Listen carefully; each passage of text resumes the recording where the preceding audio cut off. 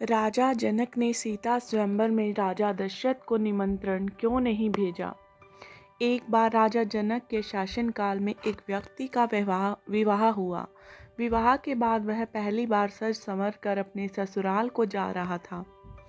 कुछ दूर जाने पर रास्ते में एक जगह उसको दलदल मिला। उसने थोड़ा पास जाकर देखा तो उसमें गायें फंसी हुई थी, जो शायद फंसे फंसे मरने की दशा में आ गई थी। उस व्यक्ति ने उसको देखा तो उसके मन में गाय को बचाने का ख्याल आया, परंतु दूसरे ही क्षण मन में एक और विचार आया। उसने सोचा, ये गाय तो कुछ देर में मरने ही वाली है। अगर मैं इसको यहाँ से बाहर निकालने इस दलदल में घुसा तो मेरे कपड़े तथा जूते खराब हो जाएंगे और मैं अपनी ससुराल में ऐसी हालत में कैसे जा पाऊंगा। यह सोचकर वह गाय के ऊपर पैर रखकर आगे बढ़ गया। जैसे ही वह आगे बढ़ा, गाय ने जब उसे जाते हुए देखा तो उस व्यक्ति को श्राप दिया कि जिसके लिए तू जा रहा है उसे देख नहीं पाएगा। यदि तू उसे देखेगा भी तो वह तत्काल ही मृत्यु को प्राप्त हो जाएगा।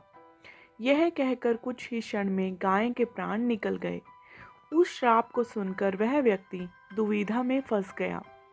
उसे अपने किए पर बहुत पछतावा हो रहा था, परंतु अब कुछ नहीं हो सकता था। जो होना था वह तो हो गया। अब वह व्यक्ति गो शाप से मुक्त होने का विचार करने लगा। मन में बहुत बड़ा बोझ लिए वह ससुराल पहुंचा। वहां पहुंचकर वह दरवाजे के बाहर ही बैठ गया और यह विचार करने लगा, अगर मेरी नज़र मेरी पत्नी पर पड़ गई तो क्या होगा। कुछ समय बाद परिवार के अन्य सदस्यों ने उसे घर के अंदर चलने का अनुरोध किया, किंतु वह नहीं गया। रास्ते में जो घटना घटित हुई थी उसके बारे में भी किसी को नहीं बताया। उसके दिमाग में तो गाय के द्वारा दिया गया श्राप बार बार गूंज रहा था। जब उसकी पत्नी को उसके घर के अंदर न आने की बात पता चली तो उसने अपने घर वालों से कहा कि चलो मैं ही चलकर उन्हें घर के अंदर लेकर आती हूँ। पत्नी ने जब जाकर उससे कहा कि आप घर के अंदर क्यों नहीं आ रहे और मैं जो भी बोल रही हूँ उसे सुनकर भी मेरे सामने होते हुए भी मेरी ओर क्यों नहीं देखते हो। वह व्यक्ति अपनी पत्नी की बात सुनने पर भी चुप रहा। काफी अनुरोध करने के बाद उसने रास्ते में घटित सारा वृतांत कह सुनाया। पत्नी ने कहा, मैं भी पतिव्रता स्त्री हूँ, ऐसा कैसे हो सकता है। आप मेरी ओर तो देखो। अपनी पत्नी की बात सुनकर उसने जो ही नज़र उठाकर अपनी पत्नी की ओर देखा, वैसे ही उसकी आंखों की रोशनी चली गई और वह गाय के शापवश पत्नी को देख ही नहीं सका। उस व्यक्ति की पत्नी भी पतिव्रता थी, इसी कारण उसकी मृत्यु नहीं हुई। यह देखकर पत्नी अपने पति को साथ लेकर राजा जनक के दरबार में गई। वहां जाकर उसने सारा वृतांत कह सुनाया। राजा जनक ने राज्य के सभी विद्वानों को सभा में बुलाकर समस्या बताई। उन्होंने अपने दरबार में बैठे हुए ब्राह्मणों को कहा, हे ब्राह्मण देव, गो शाप से निवृत्ति का कोई सटीक उपाय हो तो बताएं।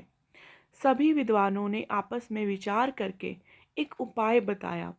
उन्होंने कहा कि यदि कोई पतिव्रता स्त्री छलनी में गंगा जल लाकर उस जल के छींटे इस व्यक्ति की दोनों आंखों में मारे तो गो शाप से मुक्ति मिल सकती है तथा इसकी आंखों की रोशनी पुण्य लौट सकती है।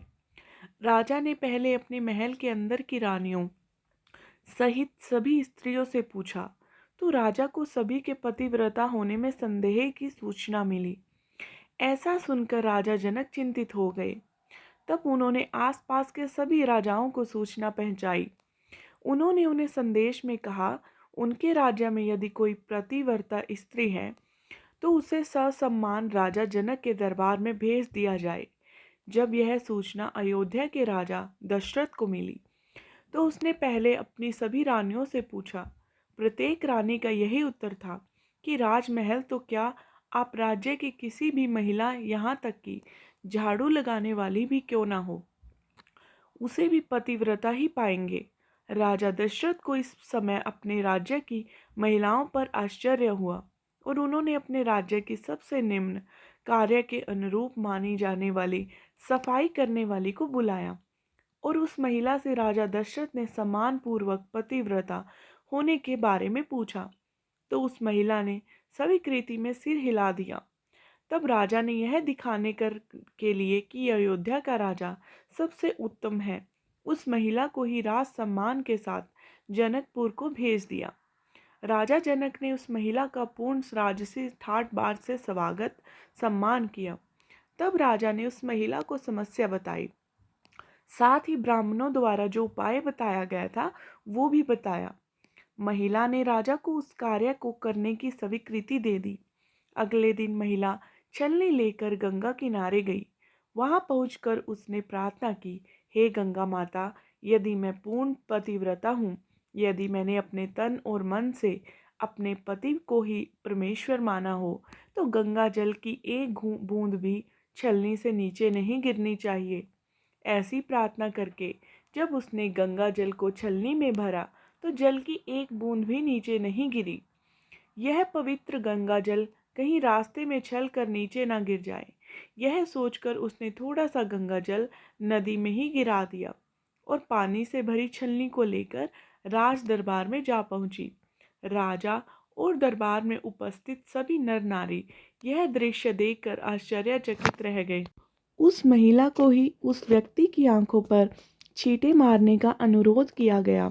उसने ज्यों ही गंगा जल के छींटे उस व्यक्ति की आंखों पर मारे, त्यों ही उसके आंखों की रोशनी वापस आ गई। यह देखकर दरबार में उपस्थित लोग बहुत ही प्रसन्न हुए। तब उस महिला को पूरे राज सम्मान के साथ पारितोषिक दिया गया। जब उस महिला ने अपने राज्य को वापस जाने की अनुमति मांगी, तो राजा जनक ने अनुमति देते हुए जिज्ञासावश उस महिला से उसकी जाति के बारे में पूछा। तब उस महिला द्वारा बताए जाने पर राजा आश्चर्यचकित हो गए। यही कारण था कि सीता स्वयंवर के समय राजा ने सोचा कि जिस राज्य की सफाई करने वाली इतनी पतिव्रता है, तो उसका पति कितना शक्तिशाली होगा। यदि राजा दशरथ ने उसी प्रकार के किसी व्यक्ति को स्वयंवर में भेज दिया और अगर उसने धनुष संभाल लिया तो क्या होगा। राजकुमारी किसी निम्न श्रेणी की व्यक्ति को न वर ले। यही सोचकर अयोध्या नरेश राजा जनक ने राजा जनक को निमंत्रण नहीं भेजा, किंतु विधाता की लेखनी को कोई आज तक टाल नहीं सका। वही हुआ जो होना था। अयोध्या के राजकुमार वन में विचरण करते हुए अपने गुरु के साथ राज जनकपुर पहुंच ही गए तथा धनुष तोड़कर राजकुमार राम ने सुकुमारी सीता का वरण कर